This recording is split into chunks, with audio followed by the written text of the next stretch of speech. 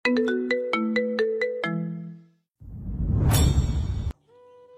তখন 1:30। প্রণমী ঘুমিয়েছে নিশ্চিত হতে ইরফান উঠে এসে দোতলার লিভিং রুমে বসলো। ইহানের ঘরের দরজা হাট করে খোলা, তার মানে সে আসেনি তখনও। ইরফানের অপেক্ষা মূলত ইহানেরই জন্যে। ইসির কলটা সকালে ধরতে না পারলেও মেসেজ দেখেছে। অফিসের ব্যস্ততায় হাফ ছাড়তে পারেনি সে আজ সারাদিন। মেসেজটা দেখেই মাথাটা গরম হয়েছে। সেই থেকে একরাশ বিরক্তি আর ছটফটানি নিয়ে দাদানের জন্য অপেক্ষমান। ইহান বাড়িতে ঢুকে দোতলায় উঠে ইরফানকে সজাগ দেখে দাঁড়ালো কয়েক সেকেন্ডের জন্য। ইরফানের মুখভঙ্গি দেখেও কি বলতে চায় সে কথা বুঝে ফেলে ইহান, তবে তার তরফ থেকে এই প্রসঙ্গে দুটো শব্দ বলার আগ্রহ পায় না। চুপচাপ ঢুকে পড়ে নিজের রুমে। ইরফান নাছোড়বান্দা দাদানের পেছন পেছন গিয়ে হাতটা টেনে ধরল দাদানের। নিস্তেজ স্বর ইহানের ভাইকে বলল, ইরফান, আমি ক্লান্ত। ইরফান দাদানকে ঘুরিয়ে নিল, মৃদু আওয়াজে চেঁচালো, ন্যাকামি কেন করছো? কেন বিয়েতে কেন রাজি হচ্ছে তুমি? এটা কেমন মশকরা? সারাদিনের জমে থাকা হতাশা ফেটে বেরিয়ে আসে ইহান তাজওয়ার মির্জার ভেতর থেকে। হাতটা ছাড়িয়ে নিয়ে এক প্রকার গর্জন তুলে শুরুতেই নিজের ফোনটাকে, তারপর ল্যাম্পশেড আর ফুলদানিটাকে মেঝেতে ছুঁড়ে মেরে চেঁচিয়ে ওঠে, তো আর কি করার আছে? কি করার আছে জবাব দে। অত রাতে গোটা শান্তি নিরে ইহানের চিৎকার চেঁচামেচি ছেয়ে যায়।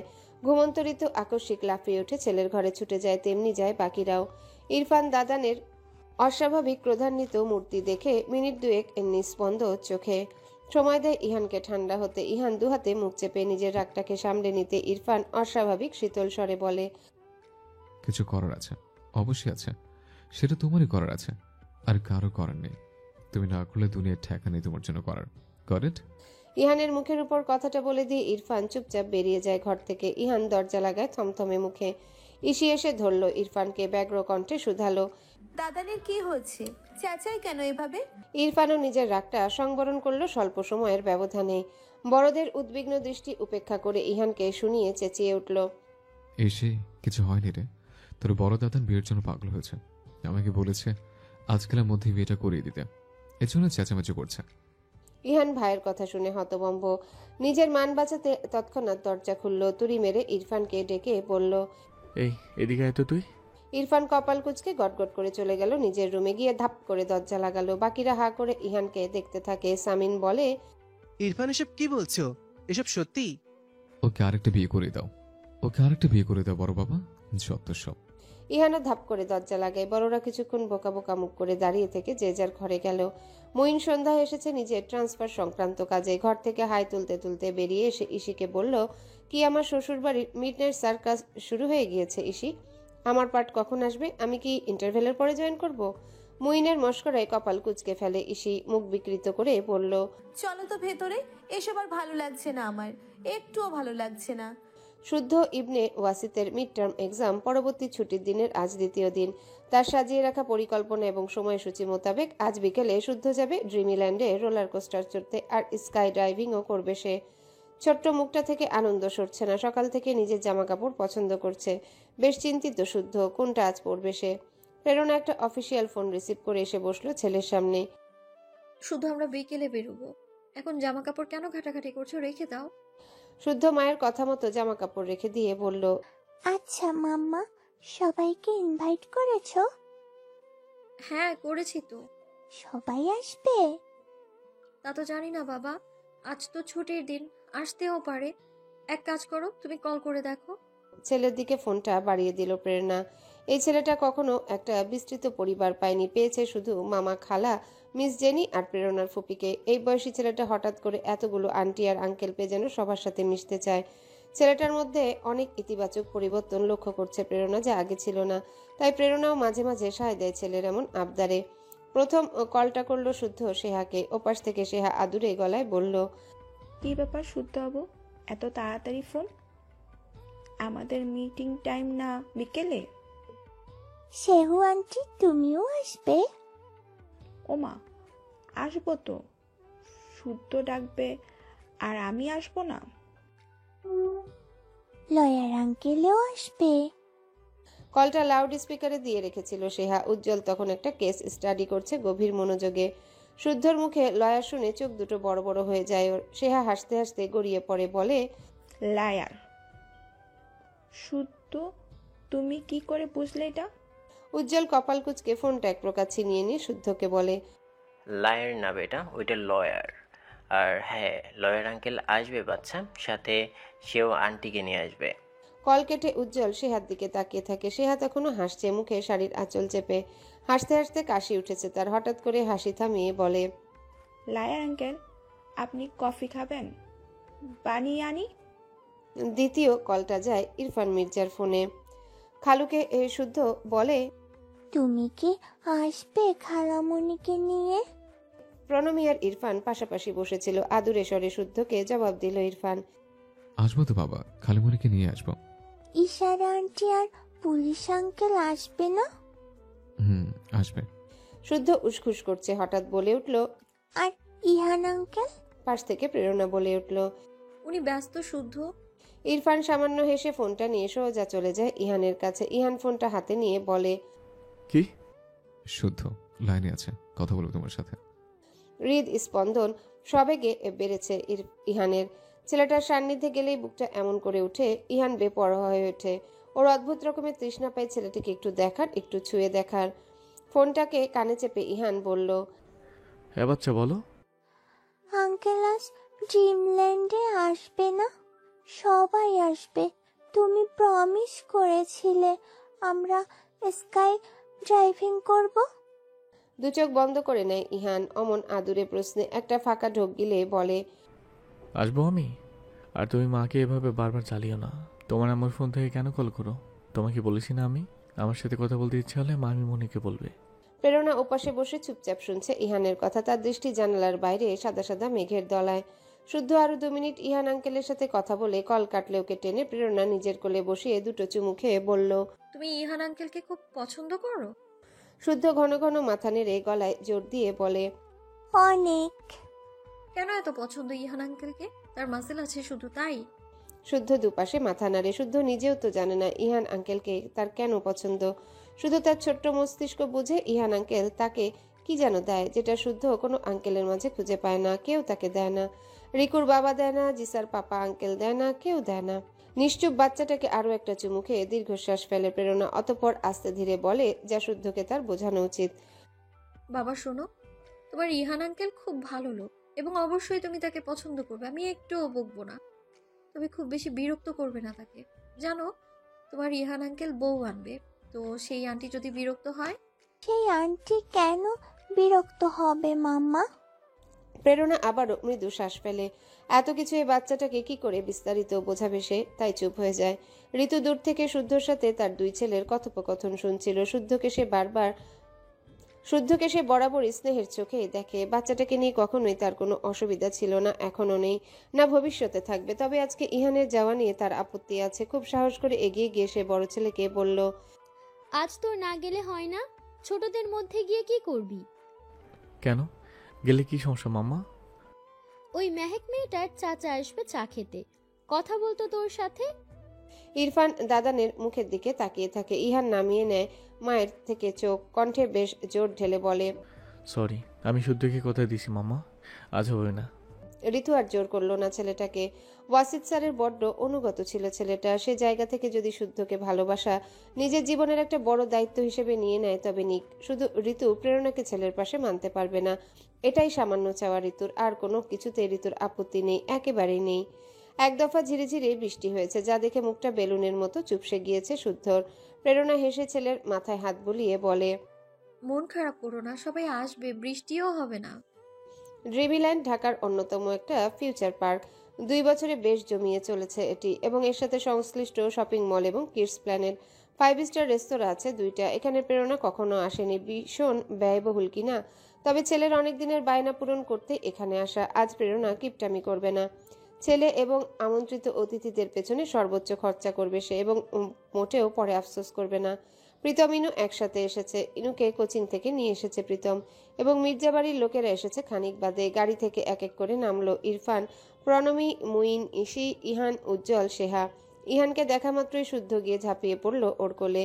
আজ ইহান পরেছে একটা ব্ল্যাক শার্ট আর ব্লু জিন্স। শুদ্ধ আঙ্কেলকে চোখ বড় বড় করে দেখে এই পোশাকে একেবারে তার সাথে মিলে গিয়েছে। মাম্মাও তাকে ব্ল্যাক শার্ট আর ব্লু জিন্স পরিয়েছে। হেসে ফেলল ইহান। শুদ্ধর নাক টিপে বলল, আবারও সেম পিস বাচ্চা। প্রেরণা ইহানকে দেখে একটু গুটিয়ে গেল, পর মুহূর্তে মুখে হাসি হাসি করে এগিয়ে যায়। সবাইকে দেখে নিয়ে বলে, সবার ব্যস্ত জীবনে খুব বিরক্ত করলাম, তাই না? উজ্জ্বল হাসলো, জবাব দিল, না না, আসলে একদিন তো যে যার লাইফ নিয়ে অনেক ব্যস্ত হয়েই পড়বে। এইসব আর হবে? আমাদের হয়তো দেখাও হবে 2-3 বছর পর পর। তাই সুযোগ থাকতে আত্মীয় স্বজনদের সাথে যত সুন্দর মুহূর্ত কাটিয়ে রাখা যায় ততই ভালো। মুইন বলল। এক্স্যাক্টলি, ইসির ক্যামেরা এনেছি, আজ অনেক ছবি তুলবো। সবাই মিলে ঠিক করলো শুরুতে কিডস প্ল্যানেটে ঢুকবে। তাই প্রেরণা পার্স সাথে সবার জন্য টিকিট কাটতে উদ্যত হয়। মুইন ওকে থামিয়ে দিয়ে বলে, করছেন কি? আজ শুদ্ধকে ওর আঙ্কেল আন্টিরা সেবা দেবে। এ হয় না ভাইয়া, আমি কিন্তু আপনাদের ইনভাইট করেছি।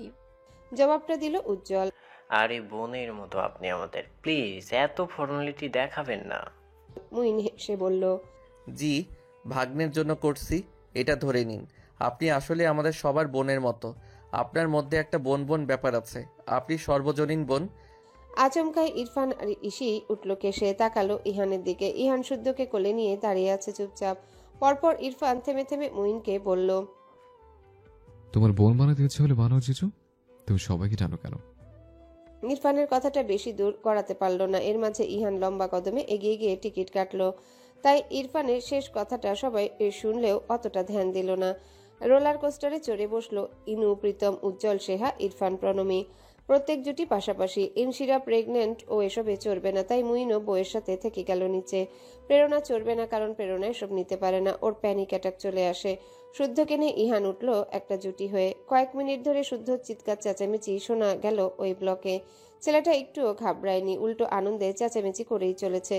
ঠিক বাবার মতো সাহসী হয়েছে। প্রেরণা নিচে দাঁড়িয়ে নিজের ছেলেকেই দেখছিল। হঠাৎই আচমকা তার দৃষ্টি যায় শুদ্ধর পাশে বসে শুদ্ধর দিকে মুগ্ধ দৃষ্টিতে তাকিয়ে থাকা মানুষটার দিকে, যার একটা হাত শুদ্ধর কাঁধে। এত এত সিকিউরিটির পরেও শুদ্ধকে ধরে রেখেছে শক্ত হাতে, আগলে রেখেছে যেন হাত সরালে শুদ্ধ পড়ে যাবে। এত দুশ্চিন্তা তার। দৃশ্যটা কিছুক্ষণ দেখে প্রেরণা চোখ নামিয়ে নিয়ে দাঁড়িয়ে থাকে। টের পেল তার শরীরটা হঠাৎই কেন জানি তিত্তির করে কাঁপছে। এই কাঁপুনির মানে প্রেরণা বুঝে উঠতে পারে না। 5 মিনিট পরে ভয় পেয়ে ইনু কান্নাকাটি শুরু করে দিল। ওকে নামিয়ে আনা হলো দ্রুত। সেহা আর প্রণমীও নেমে গেল। বুক ধরফর করছে ওদের। নামলো না ইহান আর শুদ্ধ। চেঁচামেচি করে হই হুল্লা করে এক রাউন্ড শেষ করে তবেই নামলো ওরা। স্কাই ড্রাইভিং করবে ইহান, শুদ্ধ, প্রীতম, মুইন, উজ্জ্বল আর ইরফান। মেয়েরা কেউ সাহস করেনি ওটাতে আগ্রহ দেখানোর। সবাই সব প্রস্তুতি যখন নিচ্ছিল তখন ঘটলো বিপত্তি। ঝিরিঝিরি বৃষ্টি শুরু হলো হঠাৎ 5 মিনিটের দমকা হওয়ার পরে। স্কাই ড্রাইভিং এর খোলা সেট থেকে সকলে ছুটতে ছুটতে ঢুকলো কিস প্ল্যানেটের মুভি লাউঞ্জের বারান্দায়, নিজেদের মাথা বাঁচিয়ে। অথরিটির সাথে কথা বলার পর সে জানালো বৃষ্টি শেষ হবার পরে শুরুতেই শুদ্ধদের টার্ন দেওয়া হবে। আপাতত যেন তারা একটু অপেক্ষা করে। ইরফানের সিদ্ধান্তে সকলেই ওখানে বসলো। উজ্জ্বল আর মুইন গিয়ে সবার জন্য স্ন্যাক্স আর জুস নিয়ে এলো সময় কাটাতে। এই কামরাটাতে শুধুমাত্র ওদের ফ্যামিলি বসেছে। প্রত্যেকে জানালার দিকে তৃষ্ণার্ত দৃষ্টিতে তাকিয়ে আছে, প্রতীক্ষায় কখন এই বৃষ্টি শেষ হবে। ইহান আর চোখে দেখছিল প্রেরণাকে। শাড়ির আঁচলে ছেলের মাথা মুছছিল। আজ এতক্ষণে ইহান সকলের অন্য মনস্কতায় মনোযোগ দেওয়ার সুযোগ পেল তার সমুদ্র নীলার মুখে। একটু সেজেছে কি ভদ্রমহিলা আজ? ইহান বোঝার চেষ্টা করছে। হ্যাঁ, চোখে একটু কাজল দিয়েছে, চোখ দুটো যেন নীল সমুদ্র। আর ওই কাজল সমুদ্রের পাশে ভেসে বেড়ানো বিষণ্ণ মেঘ। নিমেষহীন দীর্ঘক্ষণ তাকিয়ে থেকে ইহান চোখ সরালো ইরফানের খুব খুব কাশির শব্দে। চোখ ফিরিয়ে ইরফানকে দেখতে ইরফান ভ্রু নাচে ইশারায় জানতে চাইল, কি দেখো? ইহান ভ্রু কুচকে গম্ভীর হয়ে রইল। বৃষ্টি থামবার নাম নেই, সময় কাটছিল না কারো। হঠাৎ টের পেল পাশের রুমটাতে কোনো ফ্যামিলি সময় কাটাতে গানের কলি খেলছে। ইনু লাফিয়ে উঠে ইরফান প্রণমীকে ধরল, বলল, এখন তোমরা গান শোনাবে, বোর হচ্ছে সবাই। ইরফান আজ গাইল না। ওর দুষ্টু চাহনি দাদানের মুখের দিকে হঠাৎ বলে উঠল, আজ দাদান একটা গান গাইবে। ইহান চোখ পাকালো। আমার সাথে ফাজলামি করবে না, এইসব আমার দ্বারা হবে না। ইরফান দাঁতে দাঁত চেপে ফিসফিসিয়ে দাদানকে বলল, আর টিনেজার থাকতে তোষাকে তো খুব গান শোনাতে, তখন হতো কিভাবে? এবার মুইন আর উজ্জ্বল ধরল ইহানকে, বলল, সেহার বিদায়ের দিনও সবাই গান করেছি, তুমি করনি। আরে 2টো লাইন গাও, না পারলে 1 লাইন, যা মনে আসে গাও। একে একে ইসি, সেহার, প্রণমী যখন ধরল তখন ইহান থিতু হলো। প্রণমী কখনো আবদার করে না ভাসুরের কাছে। আজ দাদানের হাতটা ধরে ঝোলাঝুলি করে বাচ্চা মেয়েদের মতো প্লিজ প্লিজ করাতে ইহান হেসে ফেলল, বলল, আচ্ছা 2 লাইন, কিন্তু আমি যেখান থেকে পারি গেয়ে দেবো। আর আমি কিন্তু গাইতে জানি না, আমার অভ্যাস নেই। অসুবিধা নেই, শুনবো আমরা। প্রেরণা শুদ্ধকে কোলে চেপে দৃষ্টি নামিয়ে বসে আছে। ভাই বোনের খুনসুটিতে সে অংশ নিতে ইচ্ছুক নয়, বহিরাগত হয়ে। ইরফান তখন ফোনটা বের করে দাদানকে বলল। গিটারও লাগবে না, তুমি শুরু করো, আমি টিউন সেট করে দিচ্ছি। ইহান চোখ ঘুরিয়ে জানালার দিকে তাকালো, না গলা খাকারি দিল না প্রস্তুতি নিল, সহজ গলায় হঠাৎই গেয়ে উঠল। বৃষ্টি শেষ হলো হঠাৎ। বাইরের লাউঞ্জে বাচ্চারা হৈ হৈ করে উঠতে ইহান গান থামিয়ে উঠে দাঁড়ায়। না চাইতেও এক পলক প্রেরণাকে দেখে শুদ্ধকে টেনে নিয়ে দ্রুত স্থান ত্যাগ করে। বাকিরা বোকা বোকা দৃষ্টিতে দেখে ইহানের প্রস্থান। শুকনো সকলের মুখ একটু প্রশংসাও করতে দিল না বড় দাদান। শুধু প্রেরণা নিষ্প্রাণ চোখে তাকিয়ে আছে নিজের পায়ের নখের দিকে, যেন সে এই জগতে থেকেও এতক্ষণ ছিল না। বুকের সাথে মিশিয়ে রেখেছে ছেলেটাকে লোকটা। এক হাত মেলে দিয়ে বাতাস মারছে এসে হাতে, আরেক হাতে ধরে রেখেছে শুদ্ধর পেট, আর শুদ্ধ দুহাত সমান্তরালভাবে মেলে ধরে পাখি হয়েছে। বাতাসের দাপটে চোখ দুটো যদিও বুঝে আসছে তার, তবুও সে জোর দিচ্ছে চোখ খুলে চারিপাশ দেখতে। সে সত্যি উড়ে বেড়াচ্ছে পাখির মতো। না না, ঠিক পাখি নয়, একটা বড় মোটা তারের মতো বস্তু তাদের নিয়ন্ত্রণে রেখেছে। সীমারেখা দেওয়া আছে, এই কয় ফুটের উপর দড়ি ছাড়া যাবেই না। শুদ্ধ খানিকটা ঝুঁকে মাকে দেখে চেঁচিয়ে বলে, মাম্মা আমি উড়ছি। উৎকণ্ঠা উদ্বিগ্নতা ঠাসা প্রেরণার ফর্সা মুখটাতে।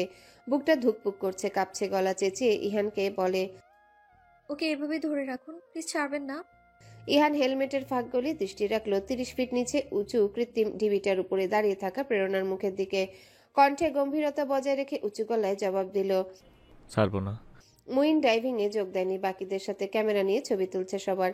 ইনু আর সেহা আইসক্রিম খাচ্ছে, আর প্রণমী ইসির পাশে বসে আছে। খানিক বাদে ওরা নেমে এলো। শুদ্ধর প্রাণোচ্ছলতা নজর কাড়া। উত্তেজনায় মাম্মাকে কি বলছে সে নিজেও জানে না। প্রেরণা শুনল, মাম্মা খুব মজা, অনেক মজা, আমি আবার চড়বো নেক্সট ভেকেশনে ইয়ান আঙ্কেলের সাথে। সরল প্রশ্নটিতে বিরক্ত লাগে প্রেরণার। বিরক্তি চেপে রেখে বলে, তখন একা একাই চড়বে তুমি শুদ্ধ। আর মামা আছে তো, সবসময় কি ইহান আঙ্কেল থাকবে? ওনার কাজ আছে তো। গায়ের শার্টটা ঠিকঠাক করে ইহান তখন ঘুরে তাকায় প্রেরণার দিকে। কিছু পল তাকিয়ে থেকে এগিয়ে গিয়ে শুদ্ধকে কোলে তুলে নেয় ইহান। অতঃপর তার দৃষ্টি প্রেরণার দৃষ্টিতে স্থির রেখে নীরের ঠান্ডা স্বরে বলে, শুদ্ধর জন্য ইয়ান আঙ্কেল সবসময় থাকবে, চলুন এবার ভেতরে যাই। দৌড়ঝাঁপ আর ছবি তুলেও ক্লান্ত হলো না কেউ। ওরা ড্রিমল্যান্ডের শপিং সেন্টারে ঢুকলো শুরুতেই। ইনু, সেহা, ইশি আর প্রণমী এখানে আসার আগেই মনস্থির করেছিল নতুন জায়গা থেকে টুকটাক কেনাকাটা করবে। প্রেরণা সামান্য হেসে সকলকে বলল, ভালো কথা, তো যাও সবাই কেনাকাটা করো, আমি আধা ঘন্টার জন্য বিশ্রাম নিচ্ছি কোথাও বসে। ও হ্যাঁ, শুধুকে টয় সেন্টারে নিয়ে যেতে হবে, তোমরা এনজয় করো। ঘন্টাখানেক পর ডিনার করবো আর মুভি দেখবো, টিকিট নিয়ে রেখেছি কিন্তু। কেউ আমোদ করলো না, শুধু ইশি বলল, তুমিও আমাদের সাথেই চলো না আপু, একসাথে কেনাকাটা করি। ইরফান বাদ সেধে বলল, না, শুদ্ধকে নিয়ে টয় সেন্টারে চাকাবো, নয়তো শুদ্ধ কষ্ট পাবে, তাই না শুদ্ধ? শুদ্ধ সত্যি সত্যি মাথা নাড়ায় ইরফানের কথায়। প্রেরণা ইরফানের অহেতুক কথার মানে জানে না। সে ম্লান হেসে ঘুরে দাঁড়াতে ইরফান দাদানকে বলে, দাদান, আমাদের শপিং এ ঢুকবো, তুমি দাঁড়িয়ে থাকবে? ইহান আইঢাই করে ওঠে। সেহার হাতটা ধরে আছে উজ্জ্বল।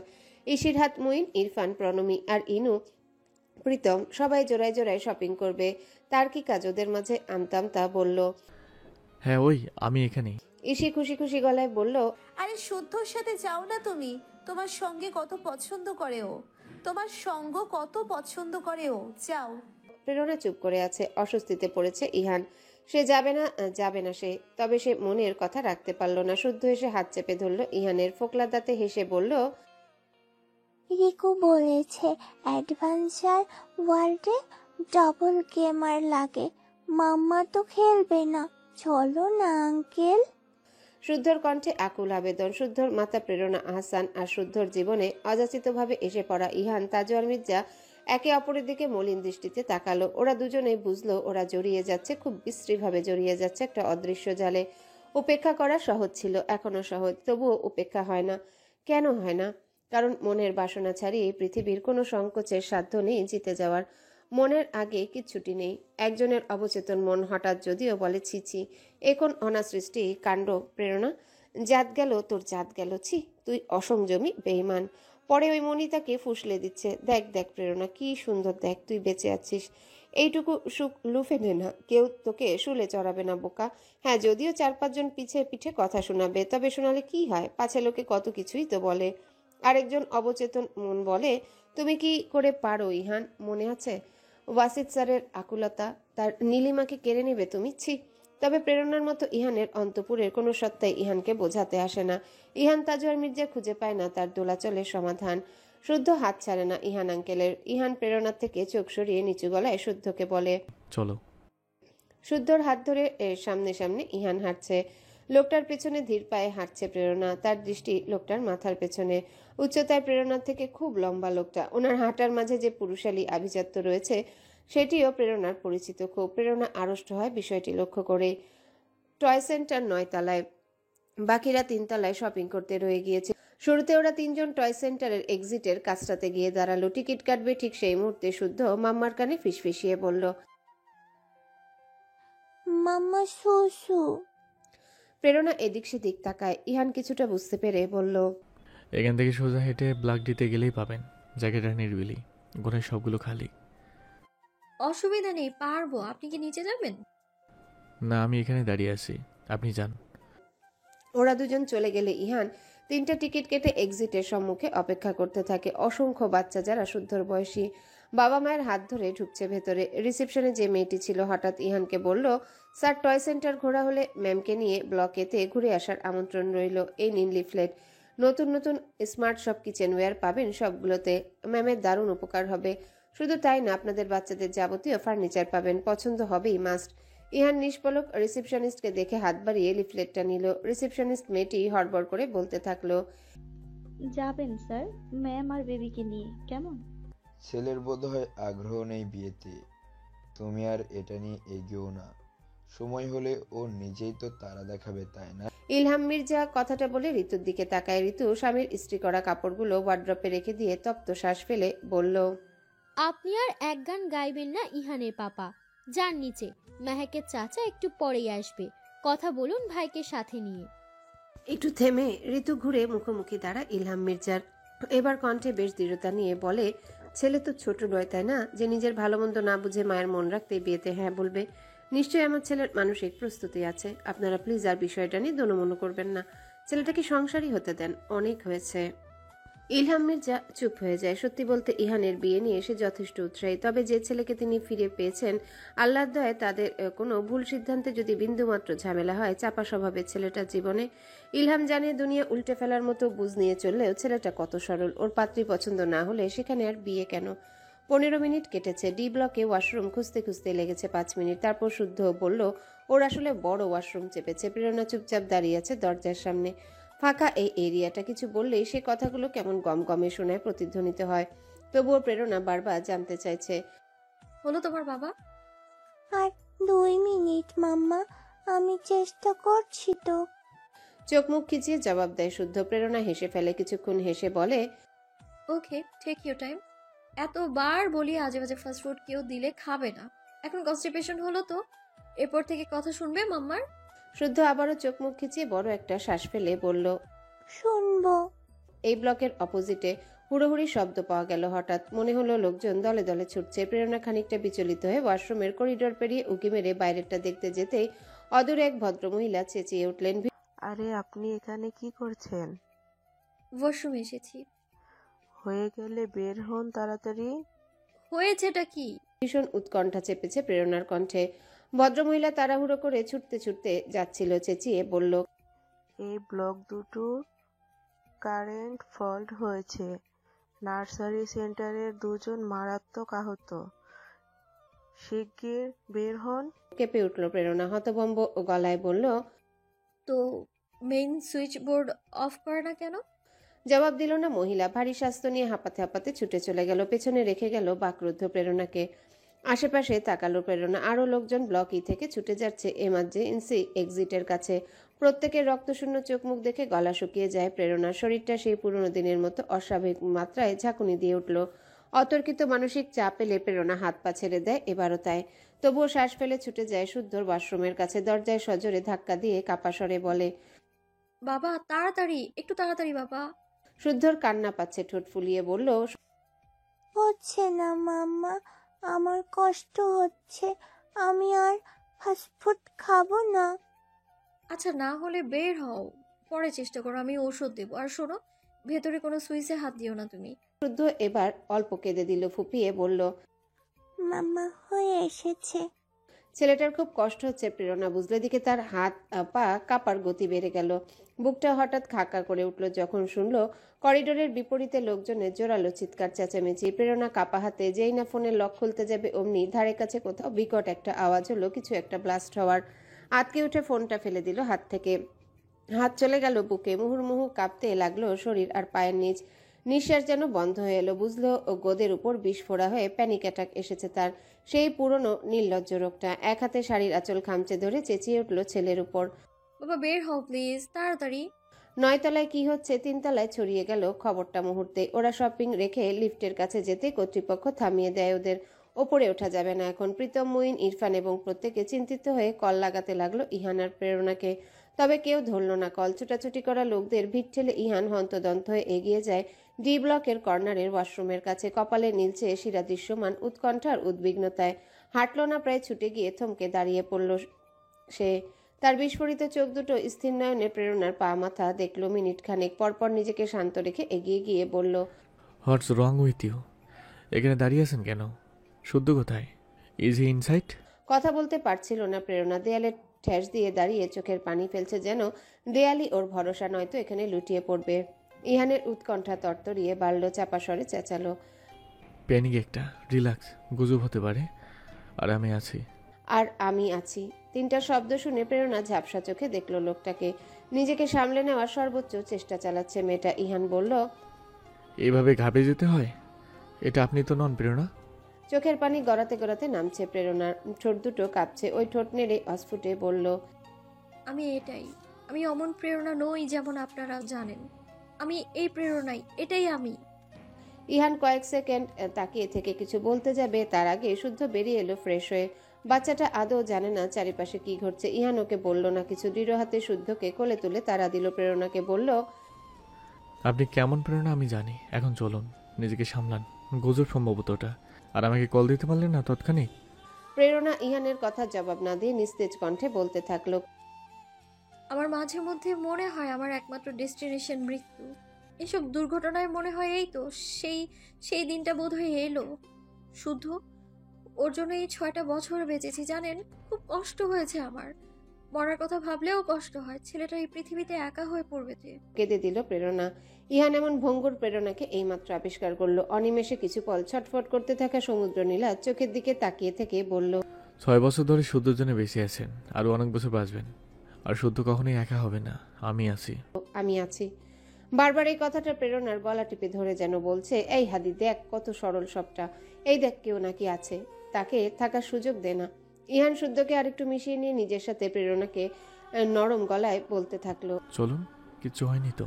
প্রেরণা যেন লজ্জায় মরে যাচ্ছে। লোকটার সামনে নিজের এই বেহাল দশা তুলে ধরে ঝোঁকের মাথায় ভেজা চোখ নামিয়ে নিয়ে সামলাতে চাইলেও পারল না। এমনটা প্রত্যেকবার হয়, যেন শরীরের সব ওজন বয় ওই বক্ষপট। সেটা ফাঁকা হয়ে গেলে দুপায়ে সাধ্য নেই শরীর ধরে রাখার। বাইরে আরও একদলের চেঁচামেচি শোনা গেল। ইহান তাড়াহুড়ো লাগিয়ে আর কোনো কিছু না ভেবেই ধরল প্রেরণার হাতটা আলতো হাতে। অস্বস্তিতে শেষ হয়ে যাচ্ছে দুজনেই। তবে প্রেরণা না দিচ্ছে বাধা, আর ইহান না ছাড়ছে হাতটা। ওকে টানতে টানতে ইহান লবি থেকে বেরোতে বেরোতে বলল, দেখুন কিছু হয়নি বোধহয়, সবাই গুজবে দৌড়াচ্ছে, আপনি ধীরে ধীরে হাঁটুন। প্রেরণা তো হাঁটছে না। লোকটা শুদ্ধকে কোলে নিয়ে তাকে এক হাতে টেনে নিয়ে যাচ্ছে, নির্লিপ্ত নিষ্প্রাণ। প্রেরণার ভেতর থেকে তখন কেউ যেন ওকে বলল, গেল গেল, সত্যি তোর জাত গেল বোধহয়। সত্যি গেল? প্রেরণা বুঝতে পারছে না সে কবে তার জাত মান খুইয়ে বসলো লোকটার কাছে। সে কি প্রেমে পড়েছে এইমাত্র এই লোকটার? না, এইমাত্র পড়েনি। তবে কবে পড়েছে? কবে প্রেরণার সংযম খুইয়েছে? লোভী হয়েছে আর এত অবুঝ হয়েছে কবে? প্রেরণা আশেপাশে তাকায়। ওয়াসিদ দেখছে না তো? ওয়াসিদকে কি জবাব দেবে ভাবতে পারছে না প্রেরণা। মাথা ঘুরছে তার। কিছুক্ষণ আগের প্যানিক অ্যাটাকের থেকেও ভয়াবহ হলো হাল। সর্বোচ্চ 2 কদম হেঁটে লুটিয়ে পড়লো মেঝেতে মেয়েটা। হ্যালো বন্ধুরা, পরবর্তী পার্ট খুব তাড়াতাড়ি আসবে, তো সবাই অপেক্ষায় থাকো। আর চ্যানেলটি যারা এখনো সাবস্ক্রাইব করোনি তারা পরবর্তী পার্ট দেখার জন্য চ্যানেলটি সাবস্ক্রাইব করে রেখো। ধন্যবাদ সবাইকে, আমাদের সাথেই থেকো।